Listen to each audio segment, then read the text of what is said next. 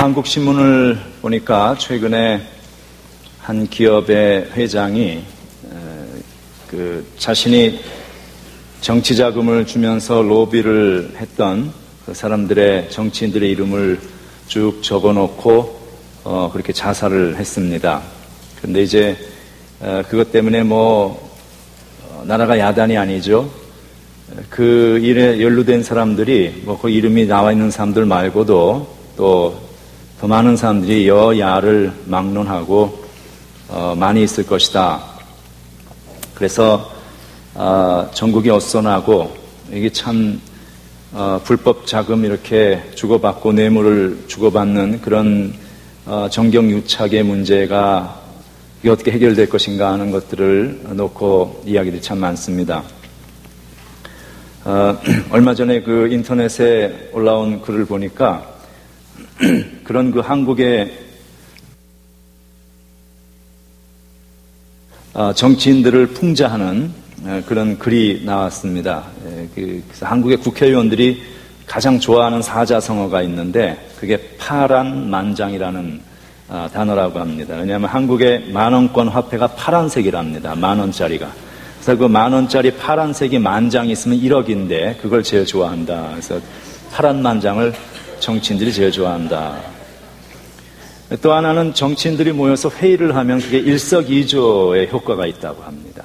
그래서 야당 1명에 여당 2명이 모이면 일석이조, 돌머리 하나와 새머리 둘 이렇게 해서 이게 머리 대신에 다른 단어를 쓰시면 더 확 와닿을 수 있습니다. 그래서 그게 그 사람들이 하는 일이 그저 그렇다. 오죽하면 이런 얘기가 나왔을까 생각을 해보죠. 제가 어렸을 때에 저희 아버님이 저를 이렇게 데리고 가끔 이제 갔던 곳이 있습니다. 수유리에 있는 4.19 민주혁명 그 기념관입니다. 지금은 더 많이 단장이 되고 달라졌는지 모르겠는데 그때는 큰 조각들이 이렇게 있었던 것이 생각이 납니다. 어린 나이 그게 뭔지 사실은 잘 몰랐죠. 이게 참 중요한 거다. 이렇게 얘기만 해주시고 그랬는데 1960년 3월 15일 있었던 자유당의 부정선거 사건을 우리가 알고 있습니다. 자유당에서 네 번째 정권을 연이어서 잡기 위해서 온갖 부정수단을 다 썼죠. 이기붕 씨가 중심이 되어가지고 그런 일을 했습니다. 이승만, 조병옥 두 사람이 대통령 후보로 나왔는데 조병옥 씨가 선거를 불과 얼마 남겨놓고 갑자기 신병으로 사망을 합니다. 그래서 대통령 후보가 단일 후보로 올라갔고 부통령 후보로는 이기붕, 자유당의 이기붕 그리고 장면 이렇게 두 사람이 경합을 했습니다. 아주 백중지세로 그렇게 경합을 하고 있었는데 이기붕 이 자유당 쪽에서 하여간 온갖 권력을 다 가지고 있었으니까 할 수 있는 일을 다 했죠. 군부대에 쫙 명령을 내려가지고 모든 군인들은 다 자유당 표를 찍도록 했고 가짜 표를 만들어서 집어넣고 하여간 참 해서는 안 되는 그런 일들을 했습니다. 이걸 이제 심하게 그렇게 하다 보니까 조작된 표가 나오니까 개표를 하고 나니까 이기붕의 표가 거의 100% 민주주의 국가에서 있을 수 없는 일이죠. 그래서 그 당시에 그 내무부 장관이었던 최인규가 전화를 해서 명령을 하다를 합니다. 숫자를 줄여라. 이거 100%는 너무 많다. 부정선거로 이러면 이게 발각이 되니까 그래서 이승만 80%, 이기붕 75% 선대로 조정을 하라고 명령을 합니다.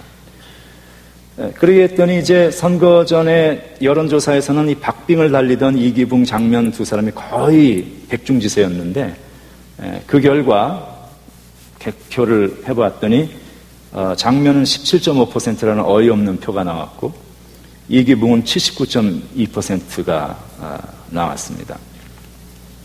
그래서 이제 이러한 사실들에 대해서 시민들이 분노했습니다. 시위가 잇따라 나타나기 시작했고 4월 11일 마산 시위 가운데에 행방불명이 되었던 마상상고의 김주열이라는 학생의 시체가 바다에서 떠올랐는데 눈에 최루탄이 박혀서 머리 뒤쪽으로 이렇게 나와 있는 그런 처참한 시신이 발견이 되었습니다. 이게 이제 도화선이 되었죠. 국민적인 분노가 촉발이 되었고 4월 18일 날은 고대생들이 시위를 합니다. 도시 행진을 하면서 시위를 하고 하는데 그 당시 이제 유진호 총장이 학생들을 만류를 하죠. 그래가지고 집으로 돌아가는 길에 임화수라든지 신두한 이런 정치 깡패들의 집단에 의해서 학생들이 테러를 당합니다. 죽는 학생도 나오고 사망하고 이게 이제 더 큰 이제 점점 이 타오르는 불에다가 휘발유를 끼얹는 그런 상황이 되어갑니다. 4월 19일 날은 그럼 대학생들의 어떤 그 걸기 선언문, 그 다음에 부정 선거에 대한 그런 항의문 이런 것들이 고무된 중고등 학생들이 그 당시에 그 대통령 관저죠 경무대로 막 몰려갑니다. 그렇게 하면서 그 학생들과 시민들이 걸기했던 그 사건이 4.19 혁명이죠. 그 당시에 제가 국민학교 시절에는 4.19 의거 그렇게 배웠는데 요즘에 혁명 그렇게 이제 이야기를 합니다. 그 사건이 난 후에 7일 후에 이승만 대통령이 하야 성명을 발표하고 하와이로 망명을 하죠. 그리고 다시는 대한민국 땅을 밟지 못하고 그곳에서 91세로 눈을 감습니다. 이승만 대통령이 4월 26일 날 그 하야 성명을 발표하고 경무대를 떠나서 이화장으로 들어갑니다. 그리고 그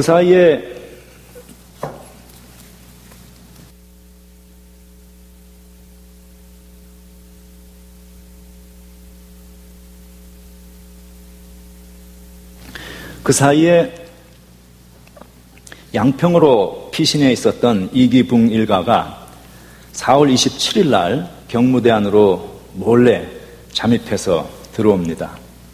어떻게 할까 하고 있는 그때에 27일 날 하루를 지나고 28일 날 새벽, 그러니까 28일 새벽 0시, 27일 12시 자정이겠죠? 그 당시 소위로 근무하고 있었던 장남 이강석이 총을 들고 경무대로 들어오죠.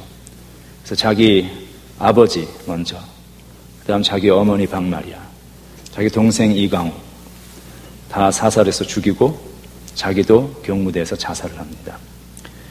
이런 참 비극적인 일이 벌어진 4.19, 오늘이 4월 19일 꼭 55주년째 되는 날입니다.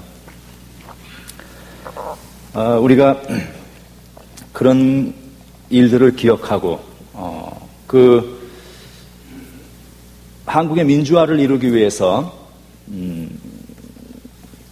힘을 쏟고 하였던 우리들의 여기도 아마 그런 분들이 아마 계실 수 있죠. 우리 선배들.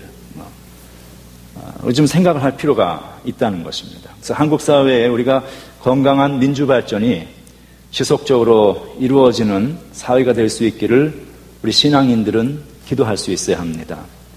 그리고 그 일을 위해서 우리는 행동도 할 수 있어야 합니다.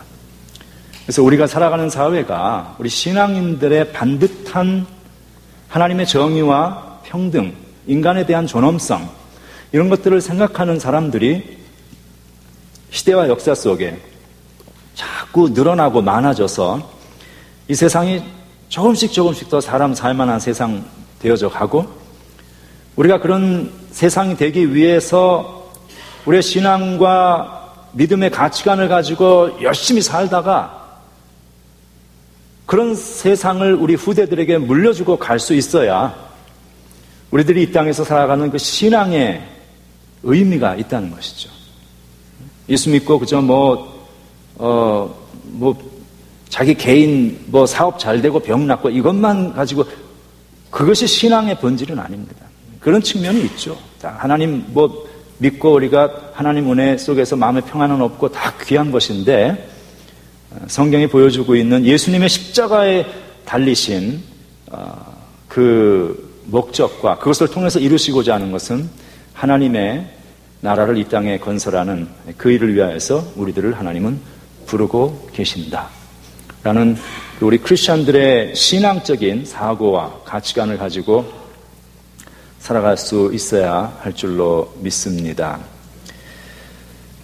오늘은 부활절기의 세 번째 주일입니다. 우리가 2주일 전이 부활주일이었는데 기독교 그 교회력에서 하루만 부활절을 지키는 것이 아니고 그 부활절을 기념하는 이렇게 절기가 쭉 연이어서 몇 주가 진행이 됩니다. 오순절 전까지 이제 계속 부활절기라고 부릅니다.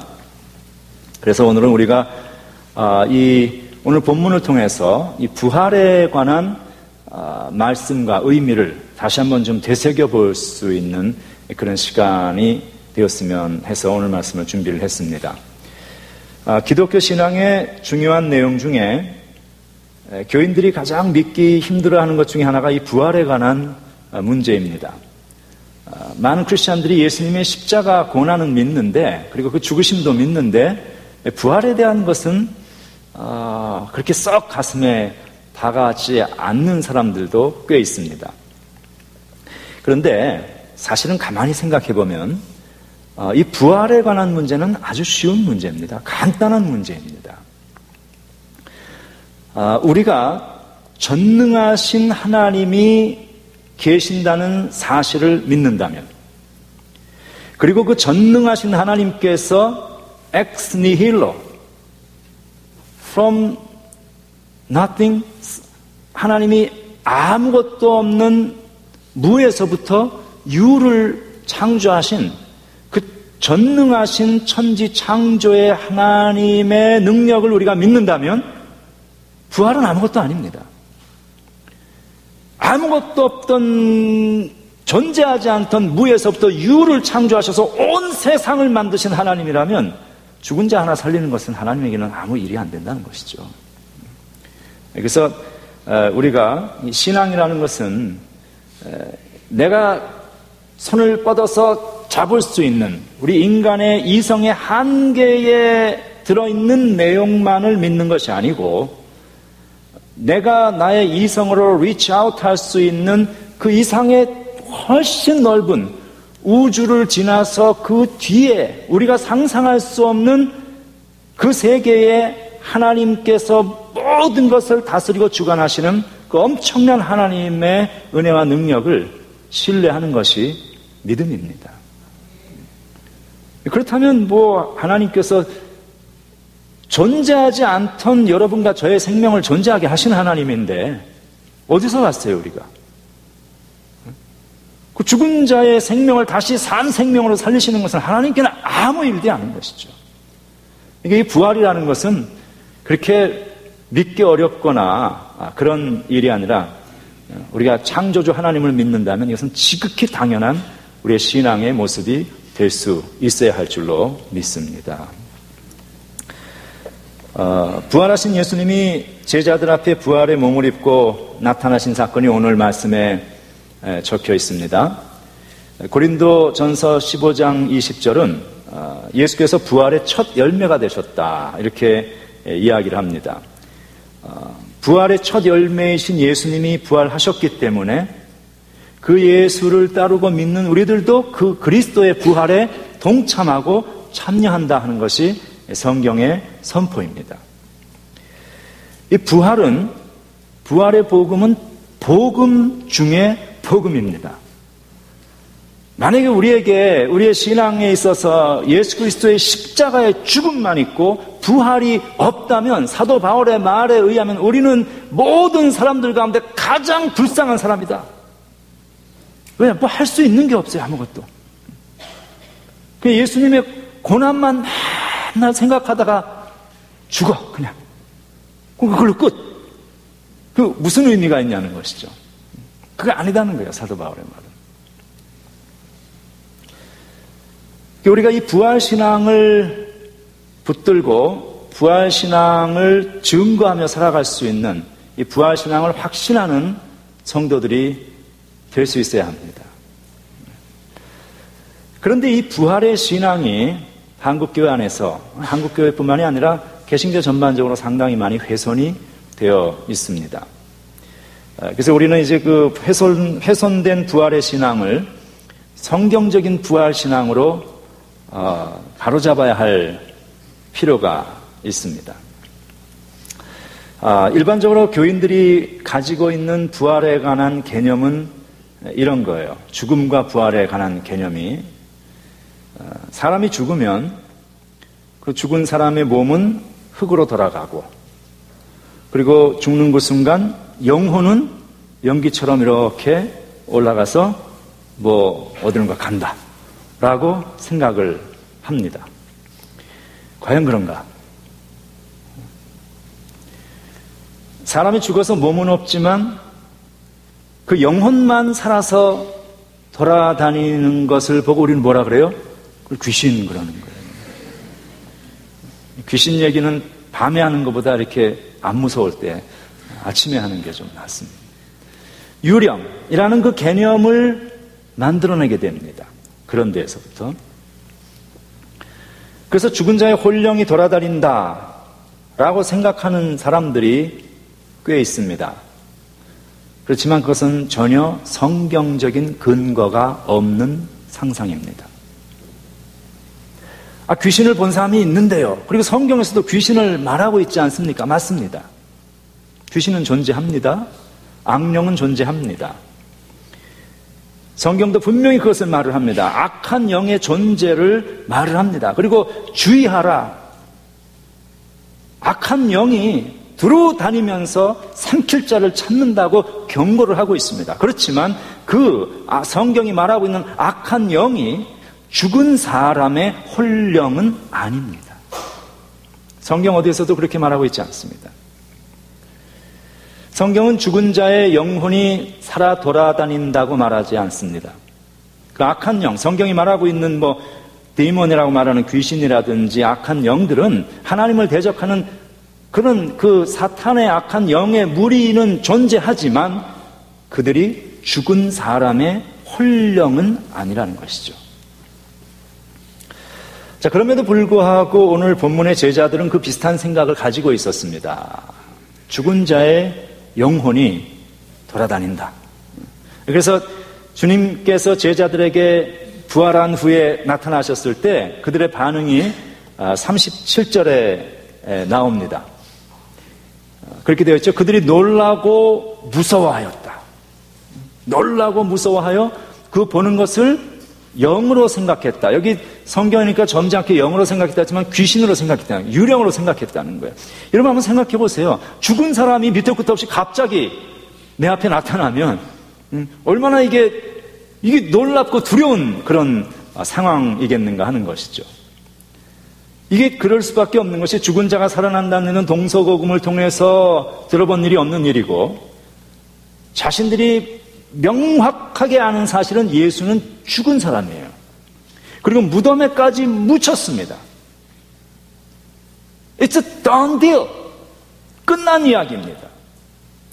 그런데 그 죽은 예수님이 자기들 눈앞에 난데없이 나타났으니 이 사람들이 기겁을 할 만도 한 것이죠. 그들이 그 예수님의 유령이 나타났다라고 생각을 했다는 것입니다. 자, 그러니까 예수님께서 말씀을 하시죠. 내 손과 발을 보고 나인 줄 알라. 또 나를 만져보라. 영은 살과 뼈가 없으되 너희 보는 바와 같이 나는 있느니라. 이 말씀을 하시고 손과 발을 보이셨다. 그렇지만 그들이 혼동스러운 거예요, 지금. 너무 기쁘기도 하고, 이게 정말 예수님이 살아나서, 아니, 손과 발에 못 박힌 자국이 있는 거 보니까 예수님이 맞기는 맞는 것 같은데, 이게 어떻게 이런 일이 정말로 있을 수가 있는가? 혼돈스러운 거야. 아직까지도 믿지 못하고 놀라워하고 있었다라고 성경은 이야기를 합니다. 그래서 그 제자들의 혼란과 의심을 불식시키기 위한 마지막 히든 카드를 예수님이 꺼내드시죠. 그게 뭐냐면 얘들아 여기 뭐 먹을 게 있느냐 이렇게 얘기를 하십니다. 먹을 것이 있느냐 그러니까 제자들이 구운 생선 한 토막을 드렸고 그랬더니 그 자리에서 그 구운 생선 한 토막을 다 드셨다라고 성경에 그렇게 되어 있습니다. 그리고 예수님이 그 먹을 것을 찾으시고 먹을 것을 드리니까 먹을 것을 먹으신 후에 그 후로는 제자들이 그분이 예수님이다 하는 사실을 더 이상 의심했다는 말이 나타나지 않고 있습니다. 왜냐하면 그도 그럴 것이 예수님께서 살아계실 때 워낙 먹는 것을 좋아하셨다는 것을 제자들이 알고 있는 것이죠. 그러니까 예수님께서 행하셨던 그 첫 번 기적도 공생애를 하시면서 첫 번 기적이 포도주를 만들어서 쫙 돌리는 그런 일이었습니다. 아마 저는 이제 그거 보면서 제자들 사이에서 예수님에 대한 인기가 이때 최고로 올라가지 않았을까? 이분 따라다니면 포도주는 진작 마실 수 있겠구나. 아마 그들이 그렇게 생각하지 않았을까? 그 성경에 보면은 그때로부터 제자들이 예수님을 믿었다라는 말이 나오는데요. 사실은 그때로부터 믿었다고 되어 있지만 그 이후로 나오는 요한복음의 모든 내용들 보면 그 제자들이 예수님을 제대로 믿었다는 정황이 없습니다. 엉망진창이죠. 그러니까 거기서 그 예수님을 믿었다는 얘기는 예수님을 메시아로 그들이 감지한 것은 사실이에요.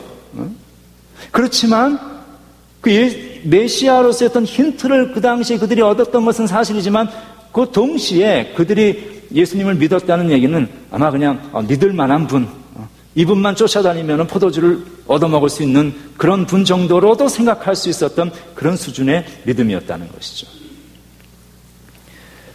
4,000명, 5,000명의 사람들에게 떡과 물고기를 만들어서 먹여주십니다. 그리고 항상 제자들과 같이 음식을 드시고 심지어는 십자가를 지시는 마지막 그 순간 그 직전까지도 남기시는 가장 최고 중요한 유언을 성찬식이라는 음식을 먹는 사건을 통해서 그것을 리추얼라이즈 하시는 그러한 그 예수님. 그러니까 그 예수님이 그런 분이라는 것을 아는 거죠. 제자들이 먹는 것을 좋아하시는 분이라는 걸 아니까 여기 먹을 것이 있느냐 하는 그 얘기를 딱 듣는 순간 어디서 많이 듣던 소리인데 잡히기 시작했고 그 다음에 드리니까 다 드시는 것을 보고 진짜구나 하는 것을 제자들이 바로 알았던 것이죠. 참 성경을 보면은 유머러스한 부분이 있습니다. 이게 아주 심각한, 이게 부활에 관한 문제, 예수님이 몸으로 부활하셔서 살아나셨다는 메시지가 이게 얼마나 심각하고 중요한 메시지예요. 그런데 이것을 먹는 일을 가지고 이렇게 말씀을 하시고 예수님께서도 다른 방법으로 얼마든지 몸으로 부활하셨다는 것을 증명하실 수 있었는데 굳이 또 예수님 먹는 것을 음식을 찾아서 이렇게 드시면서 그렇게 하시는 걸 보면서 먹는 걸 좋아하는 분들은 그것만이라도 내가 예수님을 닮아가고 있구나라고 위로를 받으셔도 될 듯합니다. 이렇게 부활의 주님으로 찾아오시고 그들에게 자신을 확인시켜 주신 주님이 제자들에게 부활의 증인이 되라 하는 말씀을 명령을 하십니다. 그런데 이 명령은 그날 그 제자들에게 나타나셨던 주님이 제자들 그들에게만 하셨던 명령이 아니라 바로 오늘 이 순간 이 시간도 하나님의 말씀으로 우리를 찾아오시는 주님께서 동일한 부활의 주님께서 우리들에게 세상을 위한 부활의 증인이 되라는 명령을 우리에게 하고 계십니다. 자, 그렇다면 우리는 이 부활에 대한 성서적이고 바른 신앙적 이해를 가질 필요가 있습니다. 이 부활을 믿는 많은 기독교인들이 부활에 대해서 잘못 알고 있는 것들이 있습니다. 아주 크게 두 가지를 잘못 알고 있습니다. 하나는 인간의 육체는 죽지만 영혼은 죽지 않는다라고 생각하는 것입니다. 잘못되었습니다. 또 하나는 바로 지금 그 이유 때문에 죽음 후에 죽음 후에는 육체는 죽어 있지만 영혼은 여전히 살아서 돌아다니고 있거나 어딘가를 간다고 생각을 합니다. 잘못된 것입니다. 그래서 죽음의 순간 육체는 죽어서 흙으로 돌아가고 영혼은 죽지 않고 하늘나라로 올라갔다가 예수님 재림 때까지 기다리다가 예수님 재림하실 때 부활체를 입고 예수님과 함께 온다라고 생각을 합니다. 과연 그런가? 자, 그럼 여기 이제 문제가 생깁니다. 만약 그렇게 되면은 육체의 죽음이라는 시점, 그리고 예수님의 재림이라는 이 시간적인 간격이 있죠. 내가 죽은 이때가 있고, 그럼 이때는 이제 나는 육체는 없어지고 영혼만이 존재하는 거예요. 그러다가 예수님 재림이 뭐 상당히 오랜 시간 후에 언제가 될 텐데, 그때까지 나는 영혼으로 계속 존재하다가 예수님 오실 때가 되어서야 부활체의 몸을 입게 된다는 이야기예요. 이 간격이 생기는 거예요. 두 중간에는 몸이 없는 영혼만 존재하는 시간적인 상황이 발생을 합니다. 결국 그렇게 되면 죽음 후에는 유령이 된다는 것이죠, 사람이. 그렇죠? 우리가 뭐 그런 말 쓰지 않고 싶은 것 뿐이지만 사실이에요. 그렇게 된다는 거예요. 그런데 성경은 어디에서도 그런 말을 하고 있지 않습니다. 어디에서도 죽은 사람이 몸이 없이 육체가 없는 영혼만이 돌아다닌다는 이야기를 성경 어디에서도 하고 있지 않습니다. 육체가 없는 영혼만의 인간의 상태는 없습니다. 그러면 왜 기독교 안에 그럼에도 불구하고 많은 사람들이 그런 생각을 하게 되었는가? 왜 지금 여러분이 혼돈스러워하고 있는 것처럼 혼동하는 상황이 되었는가? 그래서 기독교 역사를 통해서 헬라적인 사상이 기독교 안에 깊숙이 침입해 들어왔습니다. 그리고 그것을 기독교가 그대로 그냥 여과 없이 수용했고 그것을 후대가 받았고 우리에게까지 전달이 되어 왔습니다. 그래서 우리도 항상 다 그렇게 배워왔고 장례식장에 가면은 몸은 죽어서 흙으로 가지만 영혼은 하나님 앞에 가는 것처럼 그런 이야기를 우리가 듣습니다.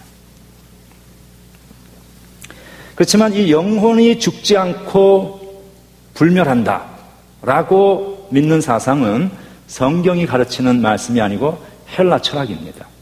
성경이 아닙니다. 플라토 이후에 헬라 철학에 의하면 인간은 본질적으로 두 부분으로 구성이 되어 있는 것으로 말을 합니다. 하나는 육체이고 하나는 영혼입니다. 육체는 저급한 것입니다. 헬라 철학에 의하면 육체는 일시적인 것입니다. 육체는 영존하지 않습니다. 영원하지 않아요. 그런데 그에 비해서 영혼은 아주 고품격의 고상한 것이고 그리고 이것은 일시적인 것이 아니라 아주 존속하는 영존하는 것이고 절대로 사멸하지 않습니다. 그러니까 이 헬라 철학에서는 육체와 영혼이 완전히 분리가 되어 있어서 따로 가는 거예요. 이 아주 저급하고 더러운 그런 형편없는 이 형이하학적인 육체라는 요소가 인간에게 있고 그 다음에 아주 고급스럽고 품위 있고 높은 영혼이라는 요소가 인간에게 있어서 인간이 출생할 때에 영혼이 육체 안으로 들어온다는 거예요. 그래서 살아있는 동안에는 이 고급스러운 영혼이 육체라는 더러운 것 안에 갇혀서 살아가다가 인간의 죽음의 순간에 이 영혼이 육체에서부터 빠져나가서 해방되는 사건을 죽음이라고 해방이라고 생각하는 것입니다.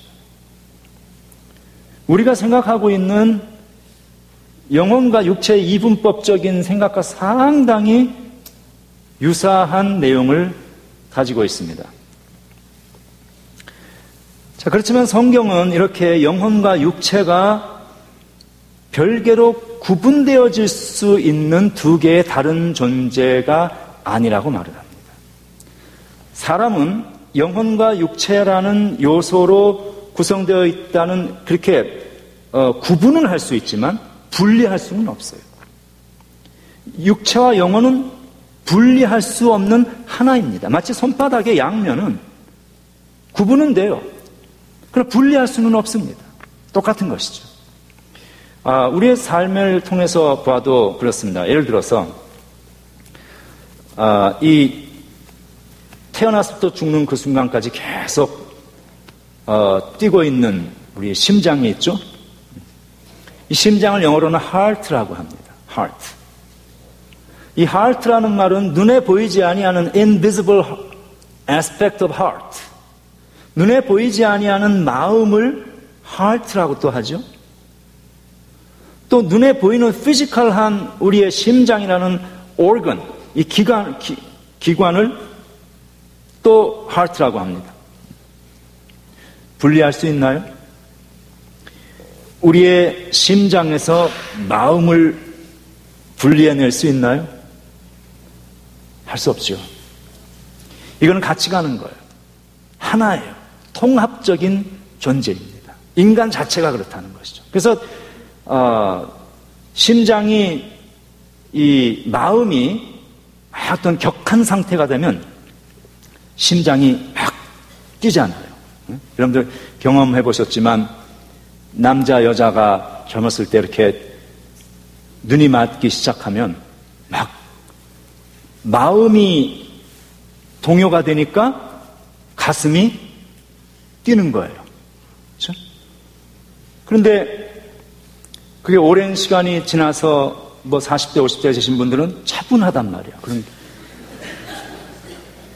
반응이 없는 거예요. 이런 얘기를 해도 뭐 오래전 일이니까. 이게 분리가 안 되는 거예요. 마음과 육체에 있는 내용이 결코 분리할 수 없는 하나다. 육체와 영혼은 하나다. 성경 그렇게 이야기를 합니다. 통합적인 나라는 것이죠. 통합적인 나. 그래서 사람이 죽으면 육체는 죽어서 흙으로 가고 영혼은 하늘나라로 가는 것이 아니고, 죽음이라는 현상은 사람이 죽는 그 순간 육체도 죽고 영혼도 죽는 거예요. 성경에서 죽는다는 말의 의미는, 이 죽음이라는 현상은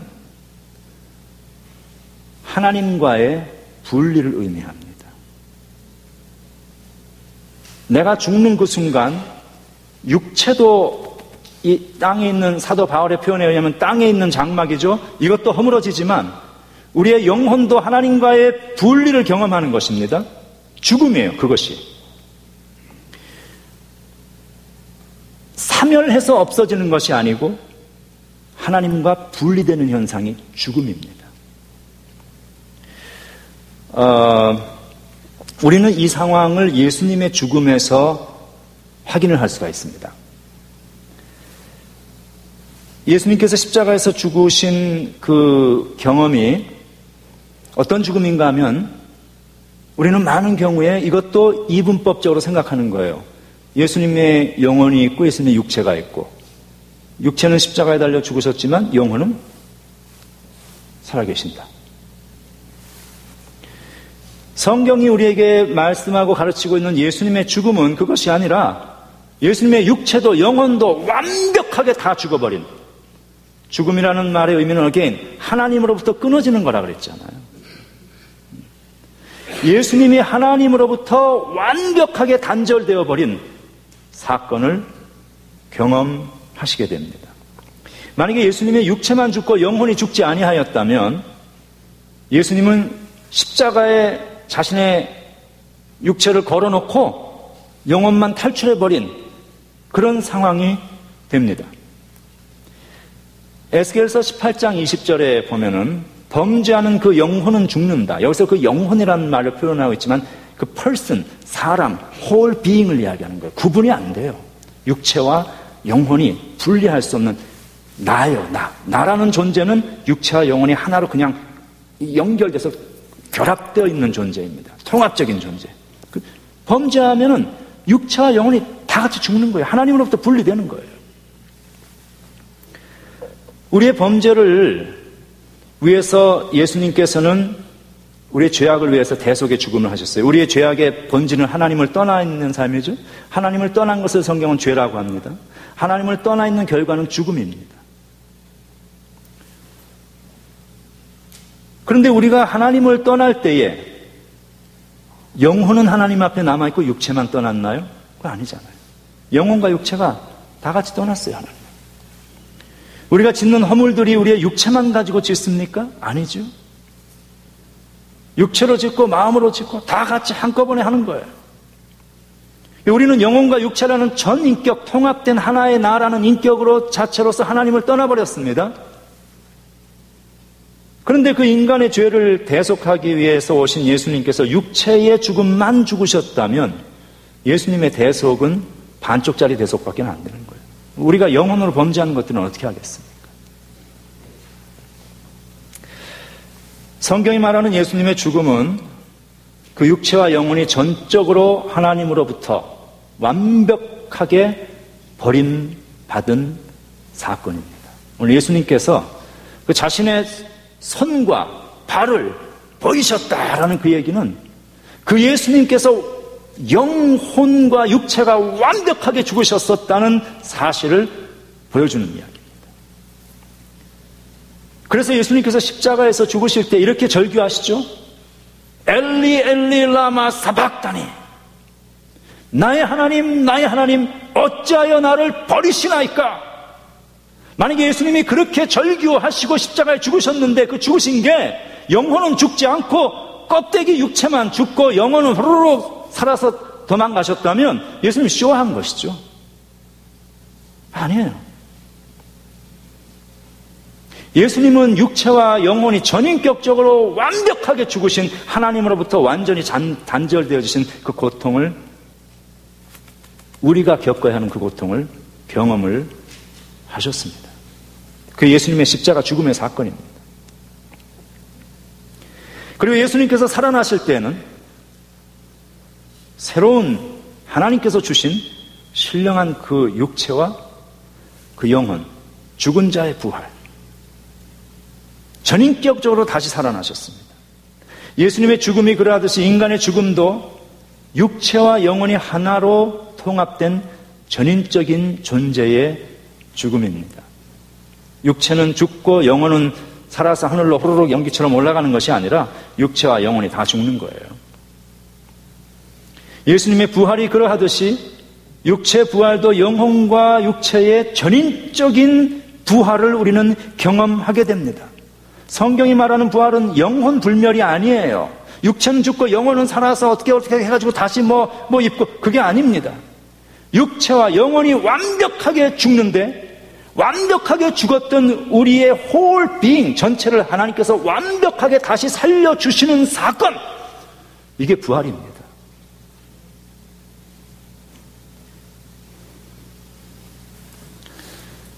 죽은 자의 부활, 성경은 영혼의 불멸을 말하지 않고 죽은 자의 부활, 하나님으로부터 완전히 단절되고 끊어졌던 우리의 삶이 다시 하나님의 생명으로 돌아오는 사건, 이게 부활입니다. 생명의 회복이죠. 육체와 영혼이 다 죽었던 자가 육체와 영혼을 모두 소유한 자로 부활하는 이 죽은 자의 부활 사건, 이 영혼과 육체가 다 살아나는 그러한 사건입니다.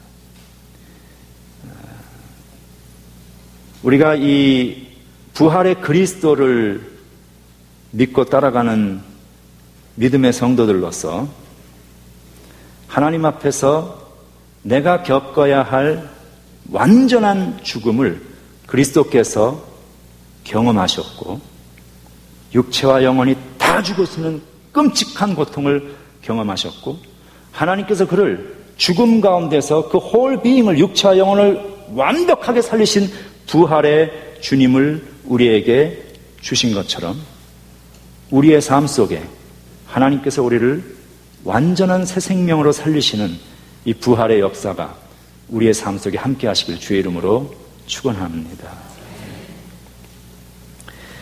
죽음에서 부활하신 주님이 부활의 몸을 입고 제자들 찾아오셨습니다. 그리고 그들에게 부활의 증인이 되라고 말씀을 하십니다. 이 제자들은 처음에 부활의 주님을 만나고 그들이 보여주었던 반응은 혼동 그 자체였습니다. 지금 정확히 여러분의 상태와 똑같습니다. 그런 것도 같고 아닌 것도 같고 예수님 같기도 하고 아닌 것 같기도 하고, 그 이유는 간단합니다. 제자들은 자신들이 가지고 있었던 기존의 사고의 틀을 깰 수 없었어요. 부활이란, 예수님의 부활이 보여주는 엄청난 사건은 인간의 자신들이 가지고 있었던 선입관과 이해를 가지고는 이해할 수 없는 사건이었다는 것이죠. 그래서 이 부활이라는 사건은 우리의 이해를 요구하는 사건이 아니라 우리의 믿음을 요구하는 사건입니다. 그 혼동을 가졌던 그들이 훗날 그리스도의 부활을 증거하는 증인들로 다 변화됩니다. 어떻게 그렇게 될 수 있었을까? 세 가지입니다. 첫 번째, 그들은 부활하신 그리스도를 만났습니다. 여러분들도 부활하신 그리스도를 꼭 만나실 수 있기를 바랍니다. 두 번째, 그리스도에 대한 하나님의 성경 말씀을 듣고 배우고 공부할 수 있어야 합니다. 44절 말씀 보면 이렇게 말씀하죠. 내가 너에게 말한 바 모세의 율법, 선지자의 글, 시편의 나를 가리켜 기록된 모든 것이 이루어져야 된다라고 말씀하셨는데, 여기서 모세의 율법, 선지자의 글, 시편이라는 것은 구약 성경 전체를 지칭하는 관용구입니다. 우리가 주님을 알기 위해서는 성경으로 들어가야 합니다. 하나님의 말씀으로 들어가야 합니다. 그리고 그 하나님의 말씀 속에서 우리에게 보여주시는 부활의 그리스도를 성경 속에서 찾고 만날 수 있어야 합니다. 세 번째는 성령의 도우심을 통해서 우리의 마음이 열리고 성경이 깨달아져야 합니다. 24장 45절, 이에 그들의 마음을 열어 성경을 깨닫게 하시고, 하나님의 도우심이 필요합니다. 부활하신 그리스도를 우리가 만나고 믿고 그분을 증거하는 증인의 삶이 되기 위하여서 성령께서 우리의 마음을 여시고 성경을 깨닫게 하시는 귀한 은혜가 함께 하시기를 소망합니다. 이런 은혜가 우리 모두에게 있어서 우리가 부활에 관한 성경적인 신앙을 회복하고 그리스도의 부활이 우리의 부활이 되고 우리의 삶을 통해서 그리스도의 부활을 증거하는 삶이 되시길 주의 이름으로 축원합니다. 기도하겠습니다. 하나님 감사합니다. 부활에 관해 한국 교회가, 대다수의 많은 개신교회가 너무나 왜곡된 이해를 가지고 있었기에 오늘 제가 전한 이 말씀이 어색하게 들릴 수도 있고 아직까지 혼동스러운 그런 성도들이 있을 줄로 압니다. 우리가 부활의 주님을 인격적으로 만나게 하여 주시옵소서. 하나님의 말씀 속에서 그 그리스도를 알아가게 하여 주시옵소서. 그 일을 위하여 성령께서 우리에게 기름 부어주시고 은혜 베풀어 주시어서 성경이 우리에게 가르쳐주고 있는 성경적인 부활신앙을 회복하는 우리 모두가 되게 하여 주시옵소서. 우리 주 예수 그리스도 이름으로 기도합니다. 아멘.